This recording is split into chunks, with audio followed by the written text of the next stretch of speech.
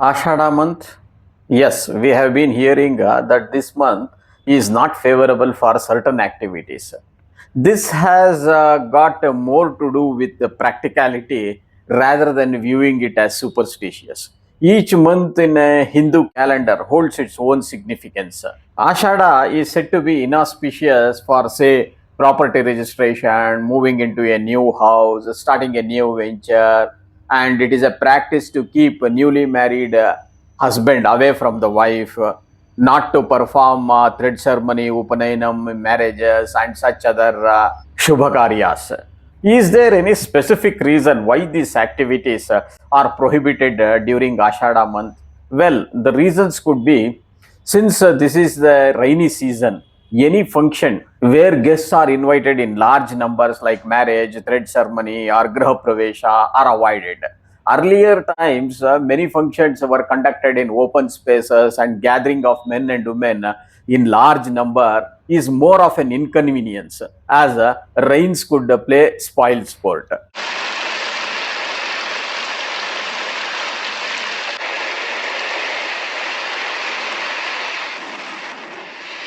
Construction activities also slow down during the rains, which means it is better to postpone such activities at a later date. Not only this, earlier means of transport were limited, and the only mode of transport were bullock carts or on horseback or to cross a river or a stream, small boats.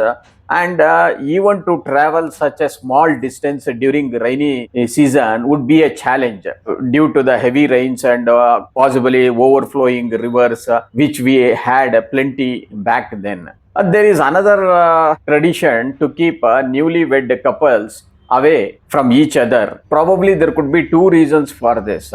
One is if the young wife conceives during this month, birth could take place in March, April, which being summer months is very harsh in South India particularly, and could possibly impact the well-being of the mother and the child. Another reason could be since it is the start of rainy season, agricultural activities need to be attended or taken care of in the fields. If a young wife is present in the house, the husband could possibly neglect the field to be in the company of his wife. However, in Ashadamasa, certain activities are done with great fervor. Men are supposed to tread the spiritual path during this month. On Ashada Ekadasi, Thaptamudra is applied on the chest or shoulders of the men. In case of women, it is imprinted on their hands. Earlier, women were relatively free at home during Ashada, and the tradition was to apply Mehendi or henna, which is available in plenty during this season, which acts as an antiseptic and prevents seasonal infections. Chaturmasya starts during this Ashada month.